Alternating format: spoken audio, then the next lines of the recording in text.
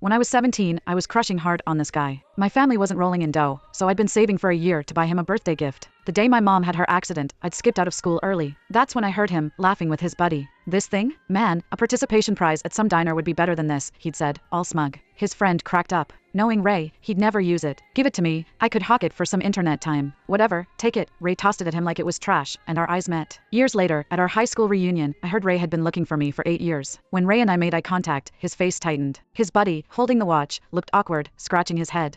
You want me to give it back? The watch was pretty messed up, like it hadn't been cared for. It wasn't a fancy watch, maybe $100, but I'd saved for almost a year for it. Every bit of it was from cutting back on lunch money. My gaze drifted to Ray's wrist. He was wearing a watch, too. I didn't recognize the brand, but it was a high-end piece, leagues better than what I'd gotten him. I took the beat-up watch from Ray's friend in silence. Sorry, I'll just deal with it. Ray dropped his gaze, his lips pressed together. He didn't say a word. The embarrassment was thick, so I turned and walked out of there. When I passed the first trash can by the school gate, I checked the watch right in. I turned back for a last look. Ray raised his eyes, a smirk playing at the corner of his lips, his eyes full of mockery. I froze, dropping my gaze. My crush was humiliating. Back then, I didn't realize that look of his would haunt me. I got home and my dad was sitting on the porch, a cheap cigarette hanging from his lips, looking wrecked. My mom wasn't there. He handed me a report. Breast cancer, it said. Dad took a long drag of his cigarette. It's gonna be like 15, 20 grand to treat this thing. Your mom and I talked. We're not going to. Your mom wanted some ribs. Go grab some from the store. I'm gonna go pick her up later. I refused to believe it, flipping through the report. Did they do the full tests? I mean, they get this wrong all the time, right? Let's get a second opinion tomorrow. It has to be wrong. My dad's eyes were red, and he stared at me. He didn't say anything. The tears just started rolling. I'm done with school. Let's use my savings for mom's treatment.